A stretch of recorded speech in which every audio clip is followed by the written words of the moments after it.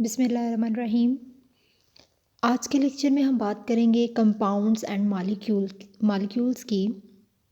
तो सबसे पहले देख लेते हैं कि कंपाउंड और मालिक्यूल किसे कहते हैं। A compound is composed of atoms of two और more elements chemically united in a fixed proportion. यानी कि कंपाउंड उसे कहा जाता है कि वो एटम जिसमें दो या दो से ज़्यादा एलिमेंट्स हों और वो एक फ़िक्स्ड प्रोपोर्शन में यूनाइटेड हों, यानी कि उनकी जो प्रोपोर्शन है वो फिक्स होनी चाहिए। जैसे कि फॉर एग्ज़ाम्पल वाटर, अगर हम वाटर की बात करते हैं तो वाटर में 2 हाइड्रोजन एटम्स हैं और 1 ऑक्सीजन एटम है। तो ये दो या दो से ज़्यादा एलिमेंट्स की हम बात कर रहे हैं और जो कि क्या है, फिक्स्ड हैं। जैसे वाटर है तो इसमें हम ऑक्सीजन की जो प्रोपोर्शन है उसे 2 नहीं कर सकते, हाइड्रोजन की प्रोपोर्शन को 3 नहीं कर सकते। तो ये प्रोपोर्शन फिक्स्ड होती है, तो इसे कहा जाता है कंपाउंड। अगर हम कहते हैं कि जैसे मैंने बात की वाटर मॉलिक्यूल की, तो अगर इसकी कंपोजिशन को चेंज कर दिया जाए तो वो कंपाउंड जो है वो नहीं बनेगा, तो उसे हम कंपाउंड नहीं कहेंगे, इसलिए इसकी कंपोजिशन जो है वो चेंज नहीं हो सकती। उसके अलावा ये जो एटम्स हैं ये केमिकली जो है इंटरेक्ट करते हैं, ठीक है। और ये जब केमिकली इंटरेक्ट करते हैं तो क्या बना देते हैं, मॉलिक्यूल्स बनाते हैं। The atoms interact chemically to form molecules. और ये जो केमिकल बॉन्ड्स हैं ये एटम्स को होल्ड रखते हैं। अब 3 टाइप्स के केमिकल बॉन्ड्स होते हैं। ये जो केमिकल बॉन्ड्स हैं इनकी वजह से ये एटम्स जो हैं ये होल्ड रहते हैं, जुड़े हुए होते हैं। उसके अलावा इनका आपस में इंट्रैक्शन होता है। अब ये जो केमिकल बॉन्ड्स हैं ये भी 3 तरह के हैं। ये आपसे पेपर में एज अ लॉन्ग क्वेश्चन भी आपसे पूछा जा सकता है, एज अ शॉर्ट भी आपसे पूछ सकते हैं। तो अब हम बात करते हैं सबसे पहले कोवलेंट बॉन्ड की, जिसे शेयरिंग इलेक्ट्रॉन पेयर्स भी कहा जाता है। The chemical bond found by the sharing of electrons is called covalent bond. यानी कि chemical bond formed by the sharing of electron. यहाँ पे जो केमिकल बॉन्ड बन रहा है कोवलेंट बॉन्ड में, जो हम कह रहे हैं कि जो केमिकल बॉन्ड बन रहा है वो किसकी वजह से बन रहा है, शेयरिंग ऑफ इलेक्ट्रॉन्स की वजह से। यानी कि इलेक्ट्रॉन्स के शेयर करने की वजह से बॉन्ड बनता है। यानी कि शेयरिंग ऑफ इलेक्ट्रॉन हम किसे कहते हैं, जैसे हमने लास्ट लेक्चर में जो पढ़ा था तो उसमें हमने जब एनर्जी लेवल शेल्स की बात की थी तो हमने कहा था कि इसमें जैसे हम बात करते हैं कि जो हमारे पास फर्स्ट शेल है, ठीक है, न्यूक्लियस के पास जो शेल है उसमें 2 इलेक्ट्रॉन्स है। फिर उसके बाद जो हमारे पास सेकंड और थर्ड है उसमें 8 इलेक्ट्रॉन्स होते हैं। उसके अलावा यहाँ पे अगर जो है एक मॉलिक्यूल की हम बात करें, एक एटम की हम बात करें, एक एटम में अगर इलेक्ट्रॉन जो है उसकी जो है वो प्रोपोर्शन फिक्स नहीं है, या हम कह लें कि उसे एक इलेक्ट्रॉन की ज़रूरत है, उसने अपने जो ऑर्बिट है अपने इलेक्ट्रॉन्स को पूरा करना है, तो वो फिर आपस में इलेक्ट्रॉन्स को शेयर कर लेते हैं। तो ये चीज़ होती है शेयरिंग ऑफ इलेक्ट्रॉन। वो भी हम देख लेंगे, फिर आपको सही समझ आ जाएगी, ठीक है। Single covalent bond, double covalent bond और ट्रिपल कोवलेंट बॉन्ड, ये 3 तरह के कोवलेंट बॉन्ड्स हैं, ठीक है। अब सिंगल कोवलेंट बॉन्ड यानी कि it is form by the sharing of single electron. अगर तो सिंगल इलेक्ट्रॉन शेयर करें तो इसे हम कहेंगे कि ये सिंगल कोवलेंट बॉन्ड है। जैसे कि हाइड्रोजन मॉलिक्यूल, अब 2 हाइड्रोजन मॉलिक्यूल के दरमियान में सिंगल बॉन्ड होता है, ठीक है, सिंगल कोवलेंट बॉन्ड। अब डबल बॉन्ड की बात करें तो यानी कि इसमें शेयरिंग ऑफ इलेक्ट्रॉन जो है वो हम कहते हैं कि bond found by the sharing of 2 pairs of electron. इसमें इलेक्ट्रॉन्स जो हैं वो क्या हैं, इसमें 2 इलेक्ट्रॉन्स शेयर होंगे। और यहाँ पे जो है जैसे ऑक्सीजन की बात करते हैं, ऑक्सीजन के दरमियान में जो बॉन्ड है वो डबल बॉन्ड है। Double bond is found by the sharing of 2 pairs of electrons. अब ट्रिपल कोवलेंट बॉन्ड की अगर बात करें तो triple bond is found by the sharing of 3 electrons. तो ट्रिपल बॉन्ड जो है वो किस तरह बनता है कि 3 इलेक्ट्रॉन्स को शेयर करते हैं तो बन जाएगा ट्रिपल बॉन्ड, जैसे कि हम बात करते हैं नाइट्रोजन मॉलिक्यूल की।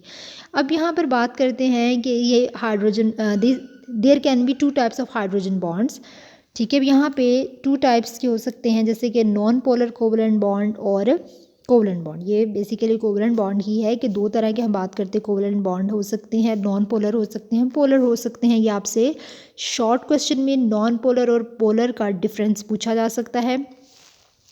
सबसे पहले देख लेते हैं नॉन पोलर कोवलेंट बॉन्ड को। तो नॉन पोलर कोवलेंट बॉन्ड क्या होता है कि electron spend same time orbiting both nuclei in a molecule like H2।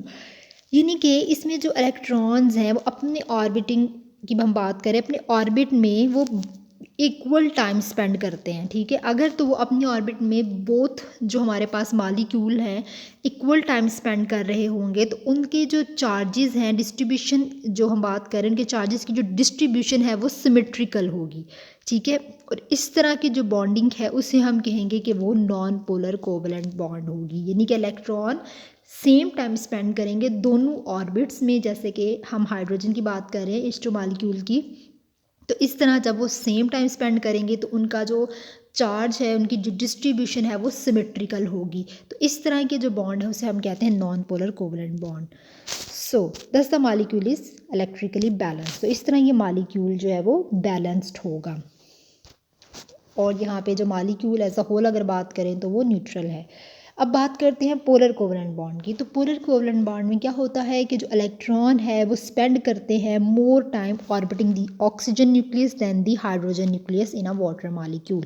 अब यहाँ पे पोलर कोवलेंट बॉन्ड में क्या होगा कि ये इलेक्ट्रॉन जो है वो ज़्यादा टाइम स्पेंड करते हैं ऑक्सीजन न्यूक्लियस में देन हाइड्रोजन, यानी कि हाइड्रोजन में ये कम टाइम स्पेंड कर रहे हैं, ऑक्सीजन में ये ज़्यादा टाइम स्पेंड कर रहे हैं। तो जिसकी वजह से जो इलेक्ट्रिकल चार्ज है वो एसिमेट्रिकल हो जाएगा और इस तरह के बॉन्ड को हम कहते हैं पोलर कोवलेंट बॉन्ड।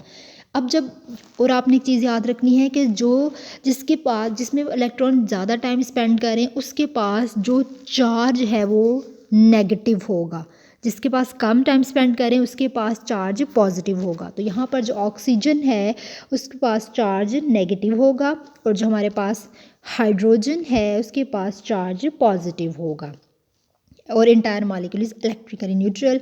अब यहाँ पे जो शेप बनेगी H2O मॉलिक्यूल की वो फिर शो करती है पोलैरिटी, ठीक है। ऑक्सीजन और जो हाइड्रोजन है वो मिलके क्या बना रहे हैं, वाटर मॉलिक्यूल बना रहे हैं। तो जो वाटर मॉलिक्यूल है वो क्या करती है, वो शो करेगी पोलैरिटी, ठीक है। ये पोलर कोवलेंट बॉन्ड है तो ये पोलैरिटी को शो करती है। सो इसको हम लीनियर अरेंजमेंट में शो करते हैं।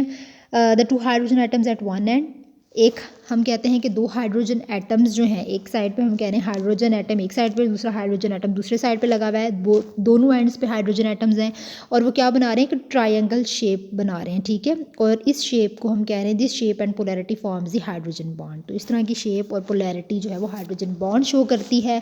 तो अब हम बात करेंगे हाइड्रोजन बॉन्ड की, कि पोलैरिटी पोलर कोवलेंट बॉन्ड के बाद हमने बात की कि ये क्या कर रही है, हाइड्रोजन बॉन्ड शो कर रहे हैं, इनकी पोलैरिटी हाइड्रोजन बॉन्ड शो करती है। तो अब हम बात करेंगे हाइड्रोजन बॉन्ड्स की। तो हाइड्रोजन बॉन्ड हम किसे कहते हैं कि the electrostatic force of attraction between electronegative atom and partially positive charge hydrogen atom is called hydrogen bonding. यानी कि इसमें जो फोर्स ऑफ अट्रैक्शन है, ठीक है, अट्रैक्शन, फोर्स ऑफ अट्रैक्शन हम कहते हैं जो पॉजिटिव और जो नेगेटिव है, ठीक है, इनके दरमियान में फोर्स ऑफ अट्रैक्शन है। अब आपने एक चीज़ याद रखनी है कि यहाँ पे हम हाइड्रोजन बॉन्ड में मॉलिक्यूल की बात करेंगे लेकिन कोवलेंट बॉन्ड में हमने एटम्स की बात की थी, यानी कि कोवलेंट बॉन्ड बिटवीन एटम्स था, लेकिन हाइड्रोजन बॉन्ड बिटवीन मॉलिक्यूल्स होता है। Water is a molecule. अब electrostatic force of attraction between electronegative atom and partially positive charge hydrogen atom is called hydrogen bond. अब इसमें जो हमारे पास इलेक्ट्रोनेगेटिव एटम है, यानी कि इलेक्ट्रोनेगेटिव एटम और जो पॉजिटिव चार्ज हाइड्रोजन एटम है उसके दरमियान में जो फोर्स ऑफ अट्रैक्शन होती है उसे कहते हैं हाइड्रोजन बॉन्ड, ठीक है।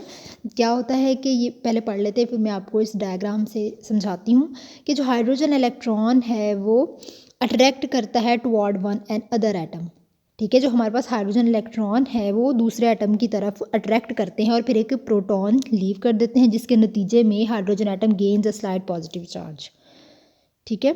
फिर जो रिमेनिंग प्रोटॉन है वो अट्रैक्ट करता है नेगेटिवली चार्ज एटम जैसे कि ऑक्सीजन। तो इस तरह ये जो वीक अट्रैक्शन बनेगी कि एक ने प्रोटॉन दे दिया दूसरे ने एक्सेप्ट किया, तो इस तरह जो वीक अट्रैक्शन बनती है इसे हम कहते हैं हाइड्रोजन बॉन्ड। अब यहाँ पे hydrogen atom in one water molecule form a hydrogen bond with the oxygen atom in an other water molecule. तो यहाँ पे जो हाइड्रोजन एटम है एक वाटर मॉलिक्यूल के हाइड्रोजन और दूसरे वाटर मॉलिक्यूल के ऑक्सीजन के दरमियान में बनती है और इसे हम शो करते हैं डॉटेड लाइन से। अब यहाँ पे देखें ये हमारे पास है वाटर का मॉलिक्यूल, एक ट्रायंगल शेप ये बना रहे हैं, ऑक्सीजन इनके दरमियान में है और साइड पे दोनों एंड्स पे हाइड्रोजन है। अब हाइड्रोजन जो है इस पर पॉजिटिव चार्ज है और ऑक्सीजन पर नेगेटिव चार्ज है। अब ये हमारे पास वाटर मॉलिक्यूल है और ये हमारे पास ये एक वाटर मॉलिक्यूल है, ये हमारे पास दूसरा वाटर मॉलिक्यूल है। अब इनके दरमियान में ये जो देखें यहाँ पे एक वाटर मॉलिक्यूल की ऑक्सीजन और दूसरे वाटर मॉलिक्यूल का जो हाइड्रोजन, इनके दरमियान में देखें यहाँ पे ये फोर्स ऑफ अट्रैक्शन है जिसे हम डॉटेड लाइन से शो कर रहे हैं।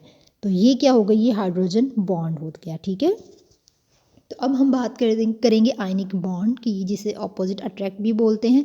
तो आयनिक बॉन्ड में हम बोलते हैं कि the bond formed by the attraction of opposite ion is called ionic bond. यानी कि इसमें जो बॉन्ड बनता है वो किसके नतीजे में बनता है, by the attraction of opposite ion. यहाँ पे ये जो पॉजिटिव और नेगेटिव के दरमियान में, ऑपोजिट आयंस के दरमियान में अट्रैक्शन हो रही है, तो वो जो बॉन्ड बनेगा वो होगा आयनिक बॉन्ड। और वो ऑपोजिट आयन कौन से होंगे, एक तो हम बात करेंगे कि एन एटम गेन्स और लूजेज इलेक्ट्रॉन। एक तो हम कहते हैं कि एटम जो है वो इलेक्ट्रॉन लेता भी है और इलेक्ट्रॉन देता भी है, लूज़ भी करता है और गेन भी करता है। सो उस पर इलेक्ट्रिक चार्ज भी होगा। ठीक है, अब यहाँ पे आयन किसे कह रहे हैं कि जो एटम इलेक्ट्रॉन लूज़ भी कर रहा है, गेन भी कर रहा है, उसे हम कहते हैं आयन। और आयन अब दो तरह के होते हैं, एक कैटायन और दूसरा हम बात करेंगे एनायन की। सबसे पहले बात करते हैं कैटायन। कैटायन और एनायन के बारे में भी आपसे पेपर में पूछा जा सकता है। तो कैटायन कहा जाता है पॉजिटिव आयन। ये एमसीक्यूज में आपसे पूछा जा सकता है कि कैटायन न्यूट्रल है, पॉजिटिव आयन है या नेगेटिव आयन है या बोथ हैं। तो यहाँ पे कैटायन क्या है, positive ion. Positive ion is known as cation. ठीक है, कैटायन किसे कहते हैं, वो atom, an atom lose one or more electron, वो एटम जो कि इलेक्ट्रॉन को लूज कर रहा है, इलेक्ट्रॉन दे रहा है। एक इलेक्ट्रॉन भी दे सकता है और दो इलेक्ट्रॉन भी दे सकता है। तो जो इलेक्ट्रॉन दे रहा है उसे हम कहेंगे वो पॉजिटिवली चार्ज्ड होगा। ठीक है, no it has been positively charged. So अगर पॉजिटिव चार्ज होगा तो उसे हम कहते हैं कि उसे हम 1 या फिर मोर प्लस साइन से शो करते हैं, यानी कि उसे हम +1 या फिर +2 या फिर +3 के साइन से शो करेंगे। ठीक है, क्योंकि हमने बात की है एक भी इलेक्ट्रॉन लूज़ कर सकता है, दो भी कर सकता है, तीन भी कर सकता है। तो एक करेगा तो +1, दो करेगा तो +2, तीन करेगा तो +3। और ये पॉजिटिवली चार्ज, जो इलेक्ट्रॉन लूज़ कर रहा है वो होगा पॉजिटिवली चार्ज। जैसे फॉर एग्जांपल यहाँ पे बताया हुआ सोडियम है, पोटाशियम है और हाइड्रोजन है। अब हम बात करेंगे एनाइन की। एनाइन होता है नेगेटिव आयन। नेगेटिव आयन जो होता है उसे बोलते हैं एनाइन। और एनाइन में क्या होगा कि जो एटम है वो इलेक्ट्रॉन गेन करेगा, इलेक्ट्रॉन को रिसीव करेगा, गेन करेगा। An atom gains one or more electron, thus it become negatively charge. और जो इलेक्ट्रॉन गेन कर रहा है, जो ले रहा है, वो होगा नेगेटिवली चार्ज। अब यहाँ पे नेगेटिव चार्ज को हम शो करेंगे -1 से, -2 से या फिर -3 से। अगर एक गेन किया -1, दो किए तो -2, तीन किए तो -3। उसके बाद कुछ एनाइन जो हैं, जैसे यहाँ पे एग्जांपल दी हुई है क्लोराइड की, हाइड्रोक्सल की और बाइकार्बोनेट की।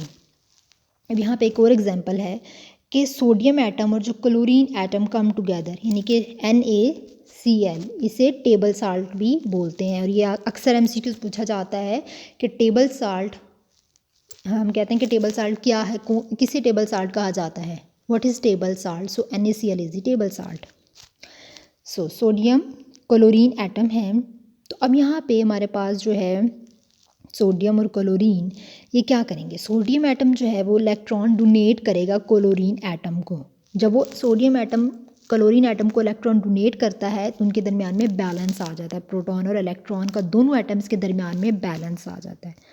ठीक है, अब यहाँ पे देखिए ये हमारे पास सोडियम एटम है और ये हमारे पास क्लोरीन एटम है। अब यहाँ पे ये जो सोडियम है, देखिए इसके पहले शेल में 2 हैं इलेक्ट्रॉन, उसके बाद सेकंड वाले में 8 हैं। ठीक है, और यहाँ पे थर्ड वाले में 1 है। हमने पढ़ा था कि फर्स्ट वाले में 2 होते हैं, देन सेकंड और थर्ड वाले में होते हैं 8 8। ठीक है, तो यहाँ पे इसके एक अकेले का कोई फ़ायदा नहीं है। सो अब क्लोरीन की बात करते हैं।